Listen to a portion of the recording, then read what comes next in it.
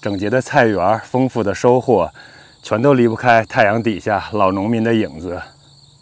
这片菜园已经有好几个月都没好好打理了，看看，这就是偷懒的结果。我是力求做最真实的种菜视频，所以也不介意把不好的地方展示给大家。好的地方值得学习，不好的地方也可以引以为戒。看看这一片都是野生出来的西红柿，都已经长到菜床里边去了，乱糟糟的。再来看看这个方向，地上全都是杂草，像这些是野生出来的紫苏，然后还有一些西红柿的苗。这边还有一些西红柿，看看远处有更多的杂草。来看看菜园中间的地方，这个地方是最乱的，全是杂草。远处的地方有几棵藿香，看看已经都开花了。这边这个菜床里面的韭菜花开得挺不错的，马上我们就要给采下来做韭菜花酱了。时间过得是真快，又到了1年1度做韭菜花酱的时候了。来看看这个地方，原本应该是2个菜床之间的过道，现在已经被9层塔和藿香给占领了。看看藿香开的花还是挺漂亮的。这边是9层塔，完全已经把路给堵死了，根本没法过去了。看看长了这么一大片。春天的时候本来是计划铺碎木的，铺了一部分，后来一直忙别的事情，就没有完全铺完。看看铺了碎木的地方就好很多。这一片是基本没什么杂草，远处有一种草长得是特别厉害，你不管是铺了防草布还是铺了碎木都会钻出来，但是总体上来说铺了碎木的部分草还是可控的。其实我们也不能完全算是偷懒了，确实是事情太多了，时间非常的有限，分配在这块菜地的时间是少得可怜。不知道现在正在看视频的朋友们，你们的菜地现在是个什么样子呢？是整齐有序还是杂草丛生呢？其实我种菜的地方还算可以，来看一下，基本上都比较整洁，而且都已经种上菜了。看看这个小青菜，其实只是过道的地方，草长得实在是太快了。这里边还有点菠菜。看看这边成片的野生的西红柿，这边这一片是麦麦的小花园，都是家里小朋友来打理的。看看开了死不了，还有蓝心花。我有的时候去参观附近的社区菜地，也是有相当大的一部分实在是算不上整洁，估计也都是大热天的懒得出去干活，然后晚上又怕蚊虫叮咬，早晨又不能很早的起来。我估计得有多一半的家庭休闲种菜者是这个状态，大家有谁也是这种状态呢？有好多事情确实是没法跟真正的菜农果农比，这其实就是用自己的爱好在挑战别人的饭碗。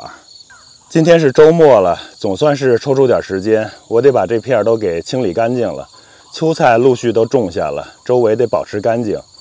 另外就是这些草，如果是再不清理的话，结了草籽儿，那明年就更难处理了。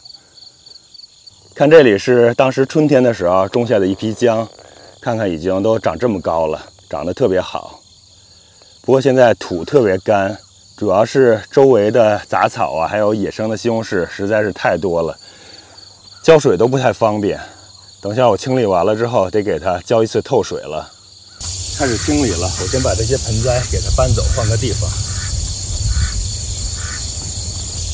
这些是跟豆角已经完全纠缠在一起了。这种野生的西红柿长得也是到处都是。这盆藿香之前是种了3颗，现在已经有1颗干死掉了。藿香的味道是特别的冲。我就把杂草都先堆到这儿，到时候一起给它收走。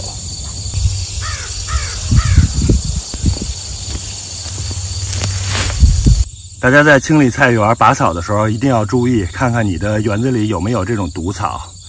我们全家都是被这种毒草伤害过。这些毒草只要你碰到之后，然后摸到胳膊上、身体上，身上就会特别的痒，然后会起泡，会起包。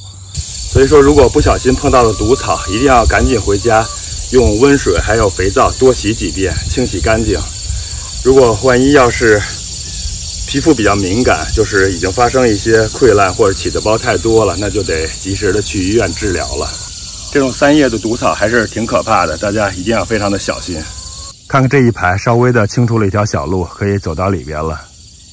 我把这棵特别大的紫苏给它拔了。哇！哇，这根儿实在是太深了。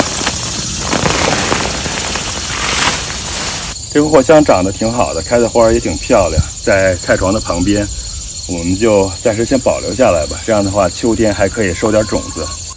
其实大家看我的地，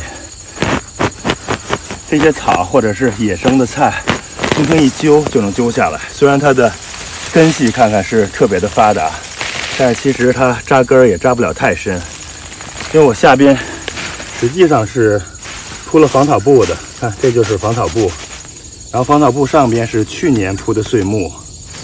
刚才说到铺防草布还是挺有好处的，否则的话，这些草扎根太深了，根本就拔不动。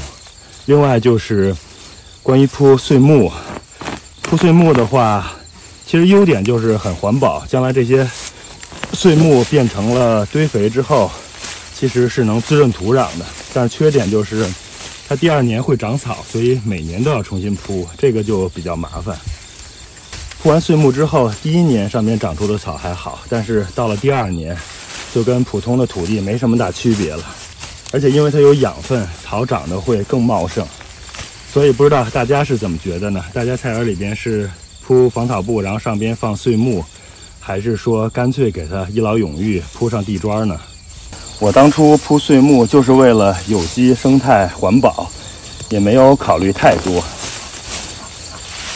有机、生态、环保这些方面倒是做到了，只是说每年要铺碎木，然后还要定期的除一除草，这个是稍微有点麻烦，比较费时间。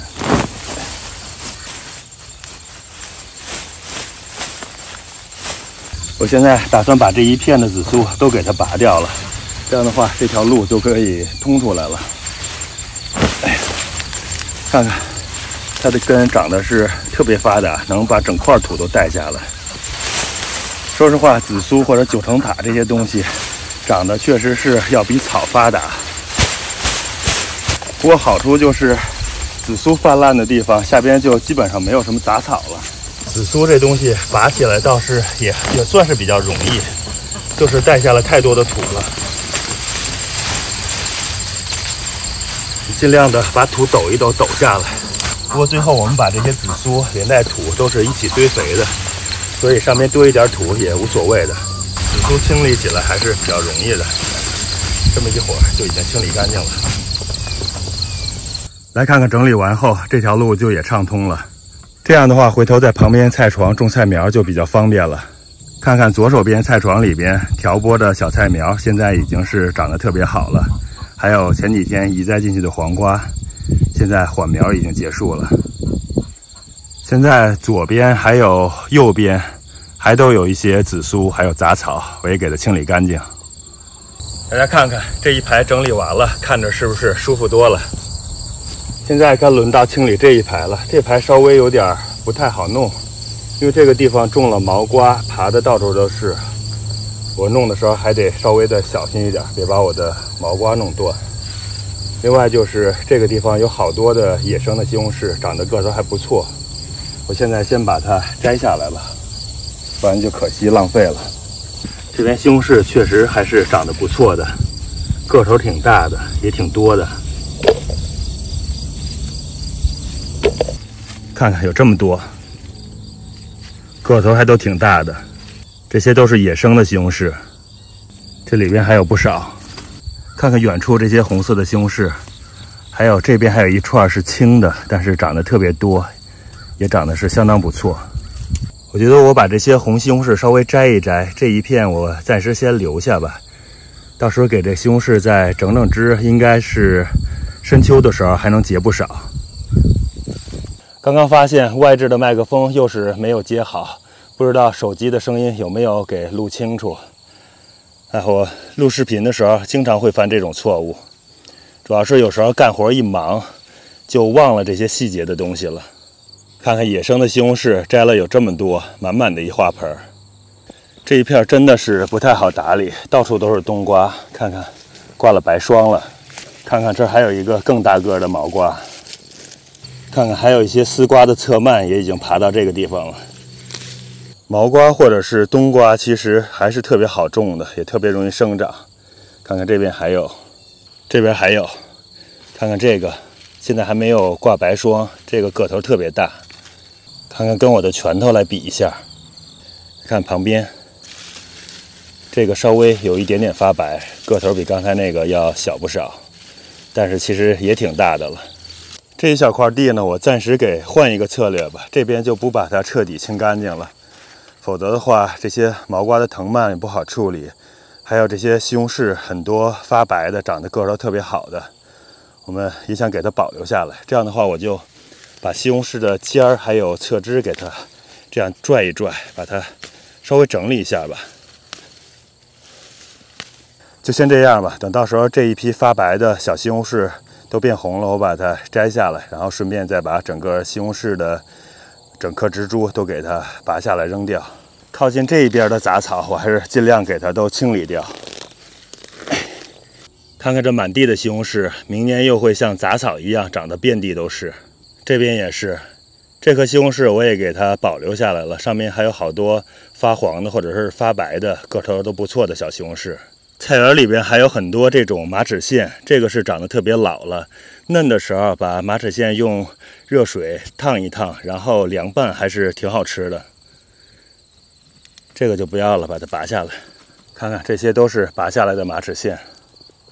接着我得看一看这2颗藿香，不是特别的碍事儿，我给它留下来吧。把旁边的紫苏给拔掉。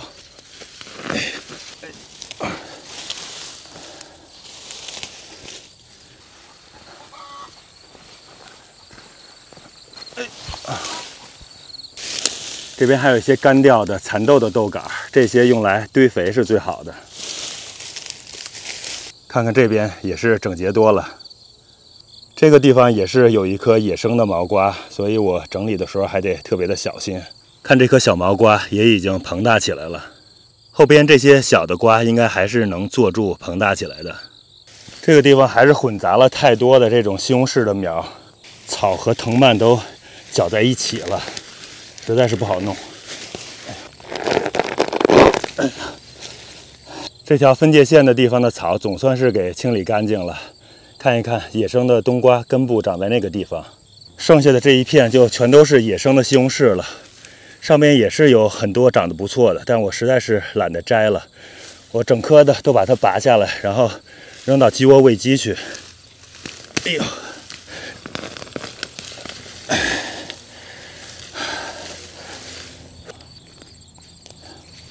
看看刚才清完的地方，又是散落了一地的小西红柿。这边还有一片的野生西红柿，我今天就先不清理了。它们现在长的地方也不是特别的碍事，等下次找机会吧。现在已经是中午了，整理菜园整理了有3个多小时了，现在感觉又渴又饿又累。这边的这一片种的是芋头，现在长得是特别高，特别茂盛。等下次有机会，我把这里边的野生西红柿还有杂草稍微清一清，也给大家稍微展示一下。看着蜜蜂忙忙碌碌的采蜜，就不知道累。我们要是能有小蜜蜂这么勤奋就好了。我刚注意到韭菜花上的这些小蜜蜂才是平常真正的小蜜蜂。看来喜欢韭菜花的蜜蜂和喜欢藿香花的蜜蜂是完全不同的类型。最后再来看一下整个菜园是不是一下子就焕然一新了。坐下来稍微休息一下。种菜确实是要非常的勤快，要付出辛劳和汗水。我之前在论坛上看到有人的留言，觉得挺有意义的，就作为今天视频的结尾吧。他是说，整洁的菜园，丰富的收获，全都离不开太阳底下老农民的影子。最后也给大家看一下，这就是太阳底下老农民的影子。最后别忘了给老农民的辛劳和付出点个赞。